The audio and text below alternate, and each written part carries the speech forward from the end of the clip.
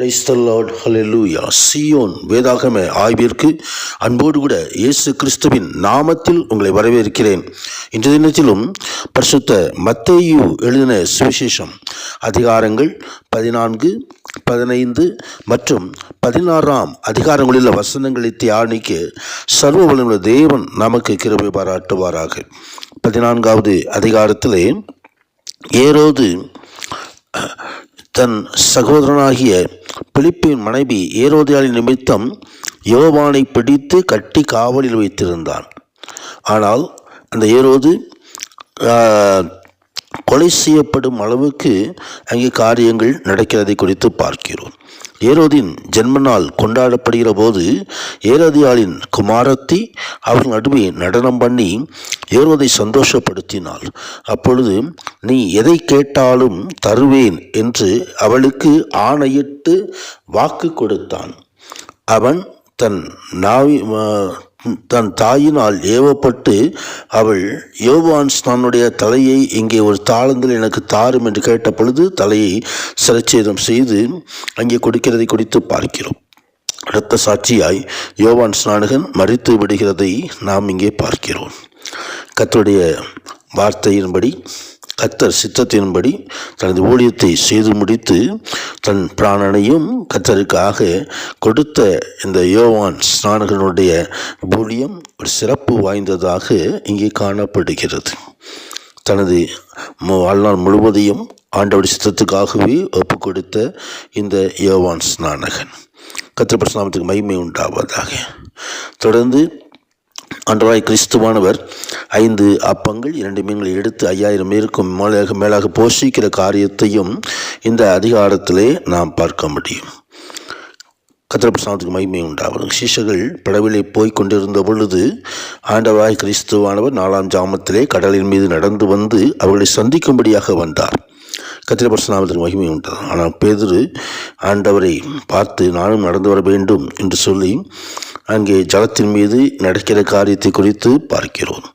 ஆனால் காற்று பலமாக இருக்கிறதை கண்டு பயந்து அமிழ்ந்து போகையில் ஆண்டவரே என்னை ரட்சியும் என்று கூப்பிடும்போது கர்த்தர் கையை நீட்டி அவனை பிடித்து அற்ப விசுவாசியே ஏன் சந்தேகப்பட்டாய் என்று ஆண்டவர் அந்த பேதுருவை தூக்கி விடுவதை குறித்து பார்க்கிறோம். நாமும் கூட அநேக வேளைகளிலே விசுவாசத்தை தள்ளாடுகிறோம், விசுவாசத்தை இழந்து போகிறோம். ஆனாலும் ஆண்டவருடைய கரம் நம்மை தூக்குகிறது.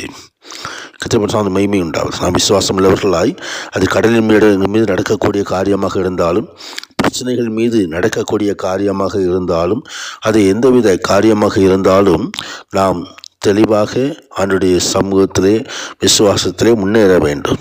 கர்த்தர் மகிமை உண்டாவது. 15வது அதிகாரத்திலே ஆண்டவராகிய கிறிஸ்துவான சீஷர்களுக்கு போதிக்கிற காரியத்தை குறித்து பார்க்கிறோம். அங்கே எருசலேமிலிருந்து வந்த வேத பாடகர் பரிசேயர்கள் சீஷர்கள் முன்னோர்களின் பாரம்பரியத்தை மீறி நடக்கிறார்கள், கை கழுவாம் போஜனம் மணிகள் என்றெல்லாம் பல கேள்விகளை வைத்த பொழுது ஆண்டவர் கிறிஸ்துவானர் பொறுமையாக அவர்களுக்கு அந்த பதில் கொடுக்கிற காரியத்தை இந்த அதிகாரத்திலே நாம் காண முடியும். அங்கே கிறிஸ்துவானவர் சீதோன் பட்டணங்களின் திசைகளுக்கு போனார். அங்கே கானானிய ஸ்திரீ ஒருத்தி அவரிடத்தில் வந்து, ஆண்டவரே, தாவீதின் குமாரனே, எனக்கு இரங்கும், என் மகள் பிசாசினால் கொடிய வேதனைப்படுகிறாள் என்று சொல்லி கேள்விப்பட்ட பொழுது, ஆண்டவராய் கிறிஸ்துவானவர் காணாமல் போன ஆடுகளாகிய இஸ்ரவேல் வீட்டாருக்கு அனுப்பப்பட்டேனே அன்றி மற்றபடி அல்ல என்று சொன்ன பொழுது, அந்த ஸ்திரீ தாழ்மையோடு பிள்ளைகளின் அப்பத்தை எடுத்து நாய்க்குட்டிகளுக்கு போடுவது நல்லதல்ல என்று ஆண்டவர் சொன்னாலும், மெய்தான் ஆண்டவரே, ஆகிலும் நாய்க்குட்டிகள் தங்கள் எஜமான்களின் மேஜையிலிருந்து விழும் துணிக்கைகளை தின்னுமே என்று சொல்லி விசுவாசத்தை வெளிப்படுத்தின பொழுது, உன் விசுவாசம் பெரிது ஸ்திரீயே, நீ விரும்புகிறபடி உனக்கு ஆகக்கடவுன்னு சொல்லி அந்த நேரமே அவள் மகள் ஆரோக்கியமானாள் என்று எழுதப்பட்டிருக்கிறதை நாம் பார்க்கிறோம். ஆண்டவர் அநேக அற்புதங்களையும் அங்கே செய்கிறதை குறித்து பார்க்கிறோம். 16வது அதிகாரத்திலே பரிசேயரும் சதுசேயரும் அவரை சோதிக்கும்படியாக வந்து ஒரு அடையாளத்தை கேட்டார். ஆண்டவராகிய கிறிஸ்து யோனாவின் அடையாளத்தை தவிர மனுஷகுமார் 3 நாள் பூமிக்கு நடியில் அவர் இருப்பார் என்று சொல்லி 3ஆம் நாள் உயிர்த்தெழுவார் என்பதையும் ஆண்டவர் வெளிப்படுத்துகிறதை நாம் பார்க்க முடியும். கர்த்தருக்கு மகிமை உண்டாவதாக. தொடர்ந்து அவர் அங்கே 7 அப்பங்கள் சிறு மீன்கள் எடுத்து 4000 பேருக்கும் போஷிக்கிற காரியத்தையும் இந்த அதிகாரத்திலே குறிப்பிடப்பட்டிருக்கிறது. கர்த்தருக்கு மகிமை உண்டாவதாக.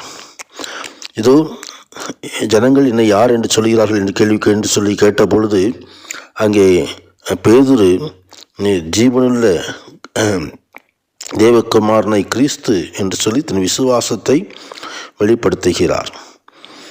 நீ பாக்கியவான், மாம்சம் இரத்தமும் இதை உனக்கு வெளிப்படுத்தவில்லை, பரலோகத்திலிருந்து என் பிதா இதை உனக்கு வெளிப்படுத்தினார் என்று சொல்லி பேதுருவை மகிமைப்படுத்துகிறார். அதே வேளையில் அங்கே கிறிஸ்துவானவர்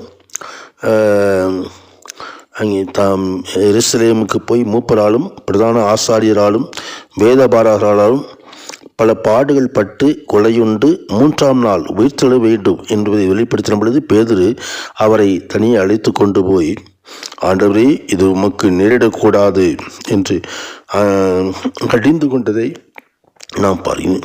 நீ எனக்கு இடரலாக இருக்கிறாய் என்று ஆண்டவர் பேதுருவை கடிந்து கொண்டார். இந்த வசனங்களை தியானிக்கும் போது சர்வவல்லமை தேவன் நமக்கு கிருபை பாராட்டுவார்கள். பரிசுத்த நாமத்துக்கு மகிமை உண்டாவதாக. ஆமேன், ஆமேன்.